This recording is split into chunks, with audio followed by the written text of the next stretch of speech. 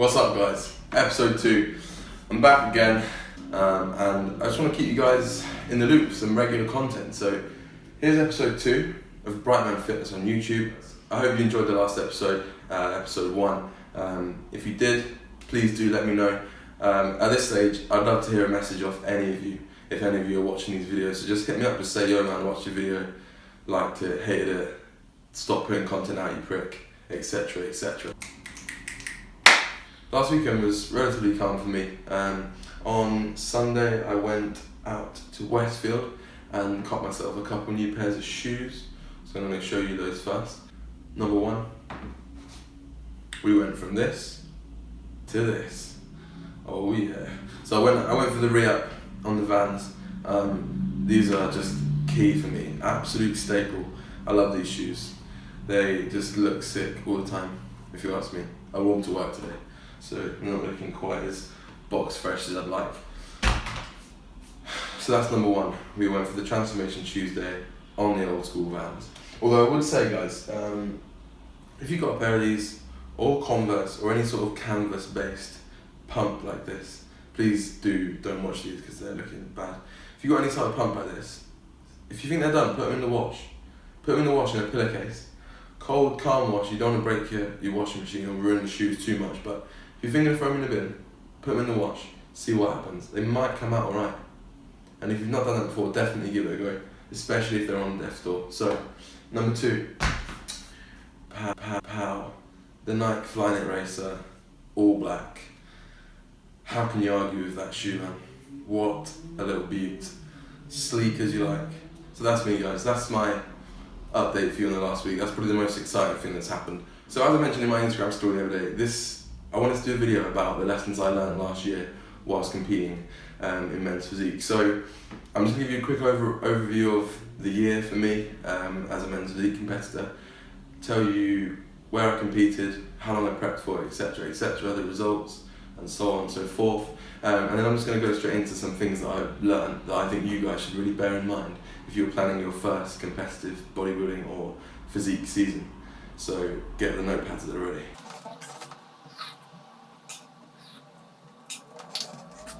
Okay guys, so towards the end of 2015, come to the end of my bulk, I always knew I wanted to compete in the UKBFF. The guys that look up to the IFBB pros, and as a natural or not, I want to get to the top. So that's my goal, and the UKBFF is the platform which you have to go through to get to the IFBB. So I was 23 last year, so I was able to compete in the juniors. Now the competition I chose was the Welsh Grand Prix. Incidentally, that competition actually, if you won it or placed top 3, you qualified for the Arnold Classic in Barcelona and also the IFBB Diamond Cup in Liverpool. So I began my prep end of January, sort of start of Feb, and it was a 16-week prep leading up to June the 12th, which is where I competed in the junior men's physique class in Wales. So I started my prep and went through my prep, got to the show day, absolutely shitting my pants. Saw some of the other guys there with the physiques and I thought I got absolutely no chance. As actually I think probably a lot of people do. Some people give it the beans, they get there, they always knew they were going to win, and some people genuinely, I think they do probably think they are going to win, and they probably will. But other people, it's my first competition, wasn't feeling overly confident. I actually didn't think I had enough shreds for the comp. But anyway, I stepped on stage and amazingly I was asked to come back on as part of the top 3, do my eye walk, and I couldn't quite believe when they announced that I had come first, to be quite honest. There were some great physiques there that day, and I think I just fit the mould. I was what they were looking for on that day, and I'll flash up a little photo of the top 3 now. There you go. So having come first on that day, I was obviously overjoyed at that, and I went back to London a very happy man. Now, following that, I very naively, I did pig out a little bit, to be fair, and I couldn't get in touch with the right people at the UKBFF to find out if I qualified for the Arnold Classic in Barcelona, which would have been in September. Now, I knew I had the holiday straight after the Welsh Grand Prix, so I was always going to relax. I went after that, had a great time with my family, came back a shitload heavier. I put on a lot of fat, there's no doubt about it, and I will flash up another picture now. So that was when I got back, and you can see, not in great shape to be fair.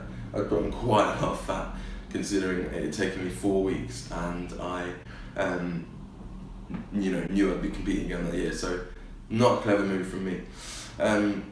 But I actually did get an email back from the guys at UKBFF 8 weeks from Barcelona telling me that they'd signed me up and they were sending me £150 towards my accommodation or travel to get to the Arnold Classic. Guys, as you can imagine, the feelings that day were hugely mixed. I'd gotten well out of shape, from being stage lean, but I'd also found out that I could do the Arnold. So I had 8 weeks until it was the Arnold Classic weekend. I had 8 weeks, and I went from what I showed you before to this. So that was 8 weeks progress, guys. Let me just tell you the truth about those 8 weeks. They were horrendous. They were absolutely horrendous. So, the Arnolds came, I was absolutely buzzing. I flew out there, I was actually feeling pretty good. When I got there, I felt pretty lean. I was pretty flat, but I felt good. Show day, I was looking pretty good, but literally within an hour of the show, I started doing something that I hadn't done before, which I'll touch on a bit later, which I've read about that was good for, peak week and show day, and it completely fucked up my physique. Do you know what? I've not showed anyone this photo yet. So this is of me on stage at the Arnold Classic, my biggest stage yet, against a horrendously competitive lineup of about 30 physiques. So here it is, guys. Please don't laugh. Jesus Christ. How bad is that? So I came on stage looking watery, flat, small. I'm not gonna lie, guys, when I came on stage I thought I can see what I was looking like, and I thought I'd had a chance, but I didn't even they only called back top 10 instead of top 15. I didn't make top 10, and to be honest, I don't think I would have made top 15. I really, really fucked myself up with not long to go on stage. So, after Barcelona, feeling pretty dejected, but 3 weeks to go until Liverpool, the Diamond Cup. Now, I was absolutely hell-bent on coming away with a better result at this competition. So yeah, show day came around, I was feeling a lot better. I'd learned something in that 3 weeks about sort of carb loading, filling yourself up before a show. I do think that really helped me on the day actually, so I'll go over that a bit later. And yeah, got on stage, got top 6, and I was pretty close to top 3, guys. I came 5th that day, out of a lineup of 12 international athletes. So that was absolutely massive for me. As a junior, it was an open men's class as well. So as a junior, I was over the moon with that result. So I came 5th, and the other guys. So we got Rasto Valen, he came 4th that day, and Josh Brightman came. Oh, where did you come, Josh? My God, feeling it was 2nd, but it could have been 3rd. And then the man Craig Lynch came 1st, so he took top 1 that day. So that was amazing for me. Like, that really boosted my confidence back up, and I thought, right, you know what, I can do this. I've held my own as a natural athlete on potentially a non-natural stage with international athletes that have qualified from all over the world, and that was huge for me. So that was the end of my competing season in 2016, if you didn't know about it already. I've never actually spoken about it in that sort of chronological order before, from start to finish, and looking back, I'm actually pretty proud of sort of what I achieved last year, my first sort of competitive season. So guys, I'm very quickly going to run you through the 3 big lessons that I learned from competing in 2016. So number 1, I chose a show because I didn't really have a choice what show I did. There was various commitments that meant, going on holiday with my family for my nan's 80th. I knew I wasn't going to be able to be strict on that holiday, and I didn't want to be honest. So I had to choose a show before that, but I also needed enough time. So I didn't really leave myself with much opportunity to change shows if I didn't feel ready. So number 1 lesson, guys, is have a bit of flexibility with the show. So set a target date, but by no means make that concrete. So, if you're 4 weeks out and you feel more like 8 weeks out or 6 weeks out, choose a different show, push it back. So compete early enough in the season that there is some other shows you can do, and make sure you can be flexible. I think this is a really important lesson, and definitely something that I'm going to implement in 2018 when I compete again. Okay guys, so number 2, I see a lot of this on social media. There's loads of coaches and loads of athletes that start their prep and say things like, been prepping 6 weeks now, still only doing 10 minutes of cardio a day. And I was influenced by this hugely. So I remember saying to my friends at the time, I'm not going to do any cardio for the first few weeks or the first half of my prep. I'm just going to take the calories out and then use cardio as a tool. And this made me feel like a tool when it came down to it, because I was taking my calories down, and the weight was coming off, but coming off slowly, guys. You have to be in a certain deficit to lose the fat you need, to lose the fat at the right rate when you're coming into a show. And just cutting out some calories wasn't doing it for me. I wasn't losing the fat quick enough, and then I had to put in the cardio, and then I had to really ramp the cardio up as well as drop the calories. Now for me, this was just not a good position to be in, and I would urge that you learn from that mistake. For me, going forwards now, I'll be doing cardio from day one, keeping food as high as possible for as long as possible. Put it this way, guys, not eating a lot is horrible, but doing cardio, come on guys, it's not that horrible. You can choose your high intensity cardio, you can absolutely pelt it for 10 sprints and it can be over with in 15 minutes. And if not, you want to do this, high intensity might be too taxing your body, you should only do it 2 to 3 times a week. So fine, do lists, guys, bang out half an hour of lists, get a little podcast, get a video you like to watch, and just get it done. So that is lesson number 2. Don't use cardio as a tool late on. Use it early on, burn the fat, and then start taking out the calories. Now that is a bit of advice that I would urge you to take. So guys, number 3, you heard me mention a little while ago that coming into the Arnold's in Barcelona, I made a huge mistake with what I did on show day. So I didn't change anything with peak week, but with regards to show day, I changed something.